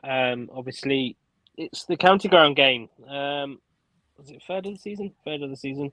Going to be a good game. I mean, we had some of the girls on Monday, didn't we? So, yep, thank you for putting that up. We had some of the girls on Monday, which, you know, they'll be buzzing. It's going to be a lot, dare I say, closer than the Plymouth game and the Bolton game was. So, a good opportunity as long as, well, I am fearing the worst a little bit on the weather side, I think, to be totally honest. Given that we know how protective Mr. Cassidy is over his pitch, it'd be interesting to see who's pulling the strings on that decision. because we know that it has been, these games have fallen foul to the weather before when it's been the women's playing on there. So yeah, a great opportunity to see what get people down there, get people watching, and I'd encourage it. I mean, I think I did have the pricing structure. I think it's what, £3. Yep, £3 for adults. Okay, it's on the ticker already, Woody. Oh, there you go. Sorry, yeah, well done. £3 for adults, under 18s and over 65s free. So get down there. Why not? What else are you going to do on your Sunday afternoon in this wet weather?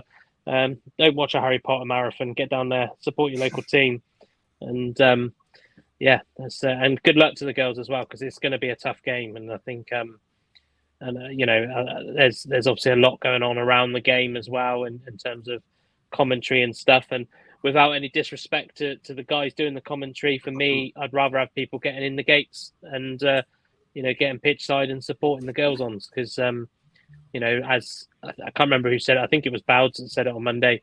That kind of those extra few people watching really get the players over the line, as it would do in a normal game. So please just get yourself down there. I'm sure it'll be a good atmosphere, good game, and obviously the girl. And I think from the ladies' point of view, they love it as well. We can't forget that these players last season, some of them would have been playing on council pitches and stuff like that. So now they're playing, on the county ground pitch. They've got people watching them who support them, who want their autographs.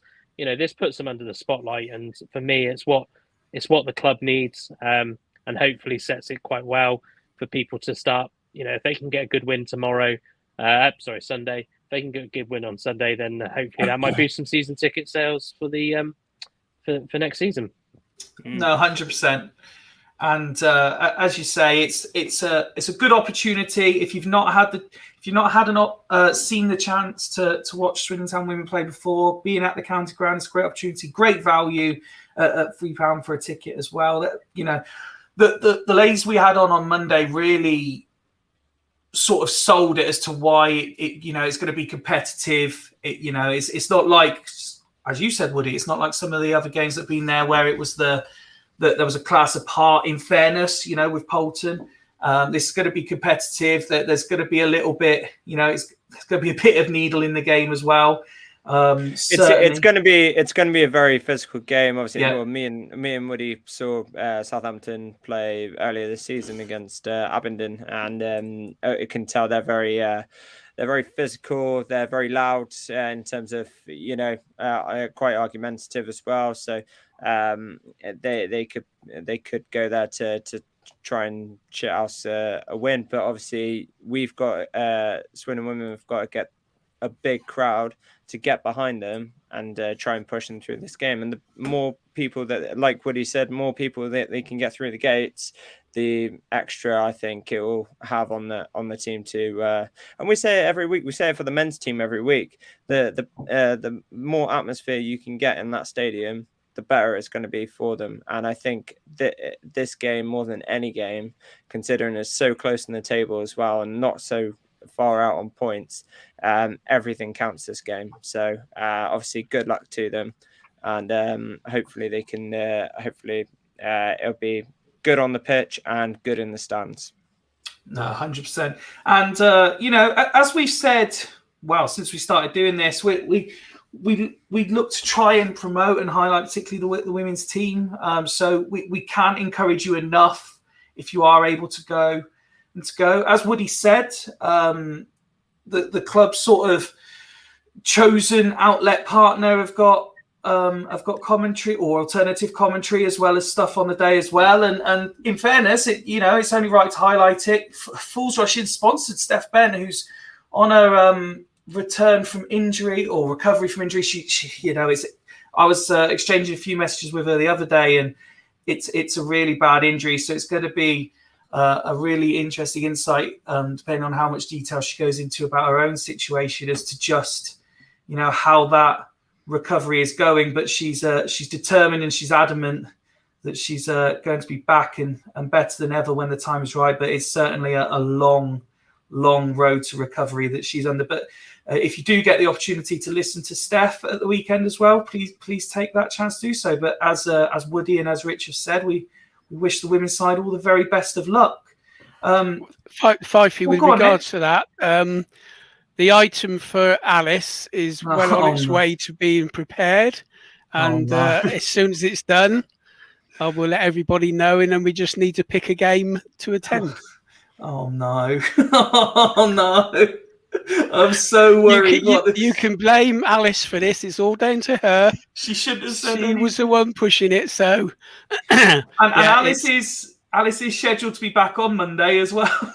Well, I won't quite be ready for but well, she won't see it until the actual game. So no, of course, it's being prepared. So it's on its way. Well, indeed. While we're on the subject of women's football, Woody, what are Bassett up to? Is it the game against Beth this weekend? It should be, but I'm not holding my breath. Warminster's pitch is shit at the best of times, so it's going to be called off. I think we'll be putting on another training session. But yes, it should be. That's a scheduled game. Beth's allowed to play in this one. Good training session from the girls last night. They're desperate. We've had some good news come to us, probably more ahead of next season in terms of signings. So, but yeah, we're it's looking good. So yeah, who knows? The girls know what they need to do. We know what we need to do. So it's up to them really once they get over that line. It's. But yeah, I do look forward to if it does go ahead. I look forward to rekindling with Beth again, and either that or waiting until June until the bloody refix. The replay will probably happen at this rate. There really needs. I address this with men's football as well. There needs to be something done about. We've got all of this technology in the world, and the amount of grassroots football that gets called off because of the rain is unbelievable now.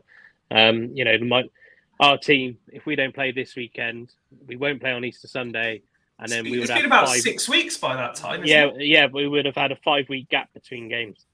So it's just like, which isn't healthy for anybody.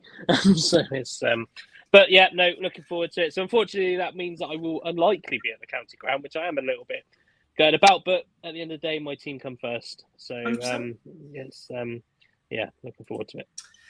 So that brings us on to our final topic of the evening, any other business. And Grant, I need to scroll all the way back up in the chat to something that was sent through for you that I was purposefully leaving. I do remember what it said, but I would prefer to flash the comment up if I can find it. Essentially... Oh no. What is it? It was... What have I done? No, you haven't done anything. It read, and I will flash it up when I find it. What has my lower league colleague done in that case? No, we've done well to go an hour 33 with only one mention of him so far. It was if Bradford were to go up and Hartleppol were to go down, is that the end of lower league look? No, it's not. So we are committed to doing League 2. It's still going to be here next season. Regardless if Bradford go up and we go down, it's happening. We will both draw a team out of a hat, and that will be our League 2 team that we will follow. Liam, draw Swindon, please. Oh, by the way, if we draw Swindon, I will piss myself laughing. It's too funny. But yeah, it will still go on. I know there's pipeline of us starting to cover League 1 and going to do a bit of League 1. God knows how we're going to find the time to do it. But yeah, no, League 2 is still the absolute commitment to do. I'm not going to cover National League football. Fuck that. Like, I'm not going to sit there and watch Dorking versus Wealdstone. Like, no You've branched chance. out to that though, haven't you? You've branched out to that's your partner. That's the real EFL. They're now doing the real non-league. I'm not watching that. No chance. I can't. Like, watching it for the seasons that I watch National League football was bad enough. If I have to watch us in National League, that'll be bad enough. I'm not watching highlights of every other game and watching 90 minutes of shit football and really, really bad refereeing. It's just like League 2. Oh, it's you don't know the half of it. It's terrible. So bad. I did also receive a tweet, and I don't mind because I kind of know what's going to happen here, but I will ask the question. I was asked to ask you, because a lot of people, I get messages saying, I really like Grant, but Liam does my head in. And the question that I get asked is, could you ask Grant, why is his partner so obsessed with us? I mean, one, he's not my partner. I'm going to put that one out there.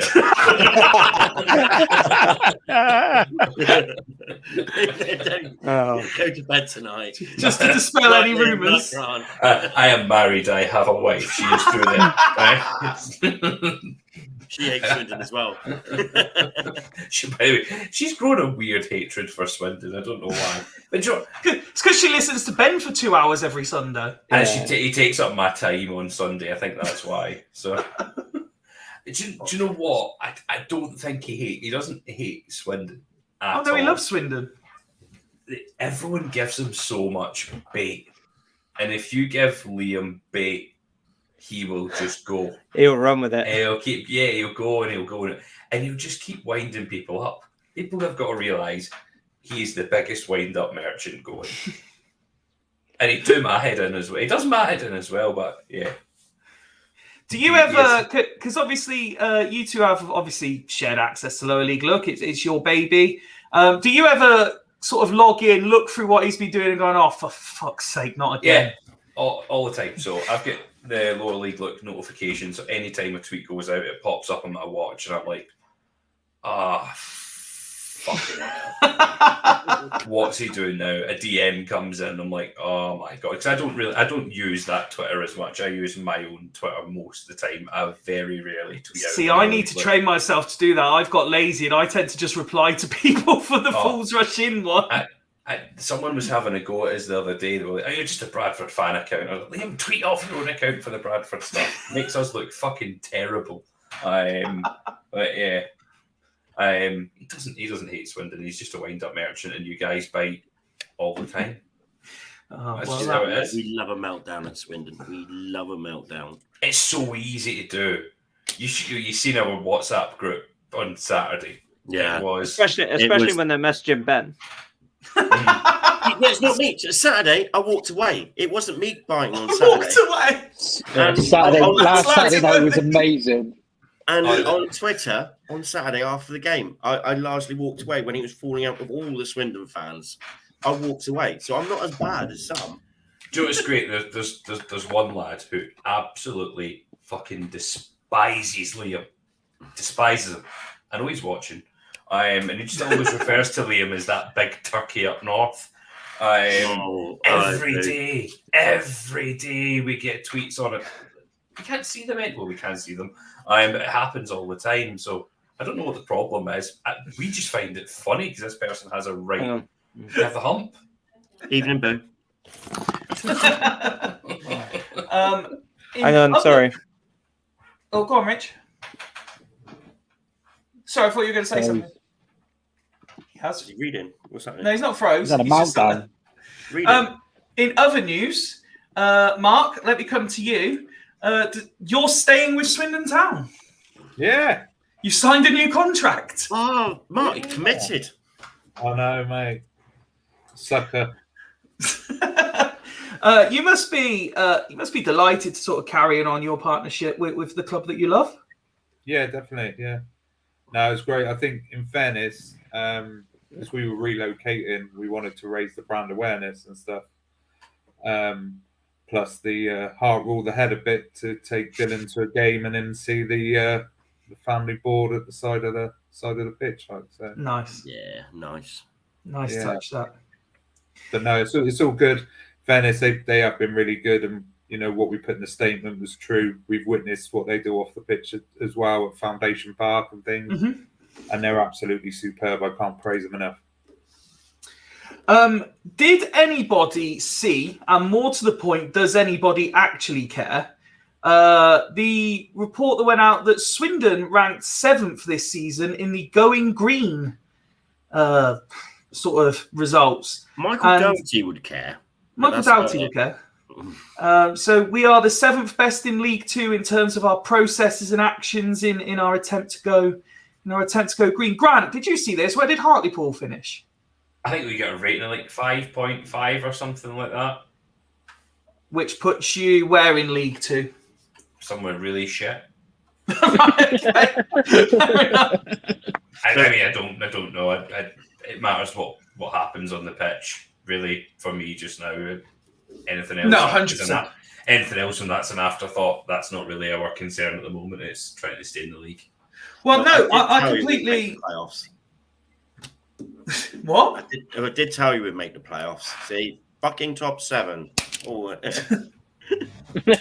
In fairness, though, John, you can understand. I mean, obviously, it's good news, you know, and the club are trying to put out positive news. But you can understand why on Twitter, when this post, the first reply, which came from a Ryan Jones, says, "To be honest, I wouldn't care if you tipped nuclear waste into the lakes around Swindon if it meant us getting out of League Two." God. Well, yeah, you could see it from that opinion. I guess getting Michael Doughty in probably got us up to 7th, I suppose. He's worked quickly, if that's the case. Yeah, he did a thing with shoes last weekend, didn't he? And a run rounds. He did a thing with shoes. I don't know. Collect shoes. Get your old shoes in there, but he wasn't taking football boots. They had to be trainers. I don't know. Yeah, and then they get recycled, and yeah. But I did purchase some of his trainers, but I don't know whether I'll purchase another pair again. Did you purchase some used ones?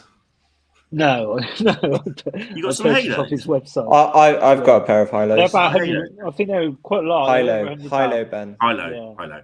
Rich is bound to have a pair, isn't he? Of course, Rich has got a pair. I got a pair. I got a pair a few years ago. Yeah. I will put money on Hilo being a Swindon main sponsor within the next couple of years. I would have thought it'd be on the shirt somewhere, Ben. Yeah. They'll be sponsor it.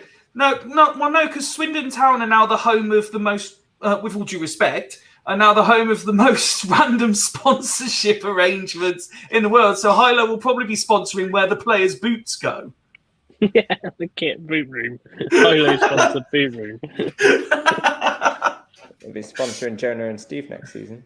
Indeed. To be fair, that's why, Mark, I thought your sponsorships are relevant, because we don't know which part of the stadium you're actually sponsoring. Is it like the goalpost? Is it corner flags? It will be like Formula 1, and the kit will just be loads of different sponsors. I think there's a few people out there thinking we're waiting for the one for the ground, to be fair, Woody. But yeah, that's not the cards either.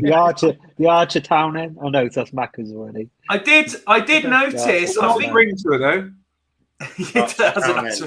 I did notice, I think, that Joe actually went on Twitter the other day after it was announced and made the same joke I did, because obviously, as Woody says, everyone sponsors something, and everyone was assuming that because you're recruitment, you were sponsoring Sandro. Well, I think It's your fault. There was several comments about could we recruit some new players and things like that. Joe had to respond to him as well. Imagine being on Sandro's table, and it's like, oh god. Yeah, no fun. It's not our field, so yeah. No. I reckon you could do it, Mark. Not Don't yet. look hard. Not yet, Mark. Not yet. In fairness, principles are the same, whatever you're recruiting for, to be honest. So yeah, don't know. Probably get. I'm sure you've got a spreadsheet with that will steer us in the right direction. I got spreadsheets galore, Fifey. Need an applicant tracking system, Mark. That's what you need. Far too many with Swindon Town predictions on, to be fair. But there we go. We also should say, and it was kind of ironic when we found this fact out, but it would only happen to us.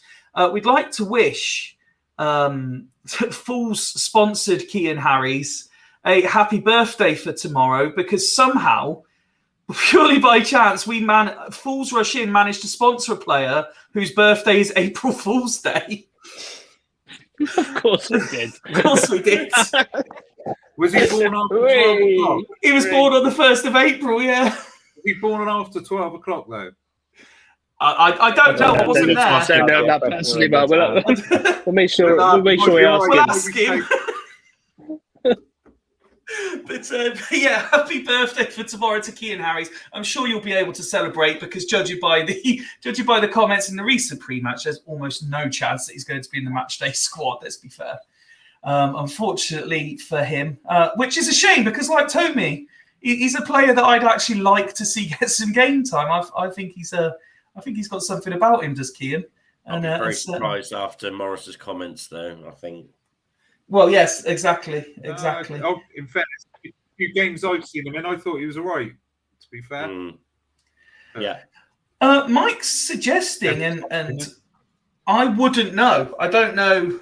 By John. It may. Mike would certainly know more than I do. It may be Steph's birthday today. In which case, if it is, happy birthday to Steph as well. I don't know. Birthday. It's someone's birthday every day. You're right, Ben. Woody's just opening up one of his spreadsheets to check. How the girls getting on tonight, Woody? Are they all right? I've had pictures that probably wouldn't even suit our censorship, to be totally honest. Not of the girls. Not of the girls, I'll have you know. But, I was going to say, Woody. There's like blokes running around in like Y fronts and all sorts on that stage, and it's and there's like an inside joke which would just take too long to explain, which has just had me in tears pretty much for the last hour that I've managed to hold back. It's sounds like I heard that some of the Swindon women are there tonight as well. So obviously it's the new like Old Town. Swindon Town men's players go and have a fag outside Suju, whereas the women's women players go to bingo. or they go to bingo, bongo, bango. Bongo's bingo. That's it. And I think if that's the perfect place with which to end this. Anyone. Just highlighting where all these footballers go to socialise in their downtime. Grant, firstly, thank you very much for coming on and sticking throughout as well. I know a lot of people would have time this time. Yeah, I know a lot of people would have been happy to jump off once their bit was done, but no, thank you for coming on tonight. We wish you all the best in your club's attempts to avoid relegation back to the National League, which I could see you're enthralled by. But obviously that starts after tomorrow. No, look, do you know what? I can't wait to come back on next season. There we go. I'm saying it. Coming back on next season. I hope you do, mate. I hope you generally. Our National League special. Are you going tomorrow? Are you managed to get to the game? Fuck off. No, I'm not. I'm not managing it down until tomorrow. Mark, we like to ask people, how was your debut? Yeah, well, good, thanks, mate. Not bad. Yeah. Not bad at all, yeah. It's easy when you know how, isn't it? Yeah, I don't know. That's the problem. Would you be happy to come on again sometime? Yeah, I'll give it a go. Good lad, that's what we like to hear. Thank you very much for your time this evening, and to Jo as well for while she was here. I hope you both have a great weekend. John, enjoy your trip up north tomorrow. Yeah, cheers, Fifey. Thank you very much. Thank you very much. You're not going there, Mark? No, I'm not going tomorrow, actually. Okay, all right. No First one for a while. Yeah. I'll be watching from the villa in Europe. Very nice. Very nice. How do you ever have Flip? Philip, I hope you have a great weekend too. And Rich, Woody, Nick, and Ben, as always, thank you for your time on this Friday night. We've been Fools Rush In. If you are going to Hartleppol, safe travels, be loud, be proud, and bring home the points. We will be back on Monday, as always, for a debrief of what could be the very good, the very bad, or the downright ugly. But until then, have a great weekend, everyone. Good night. You Reds. Take my hand, take my whole life too, but I can't help falling in love.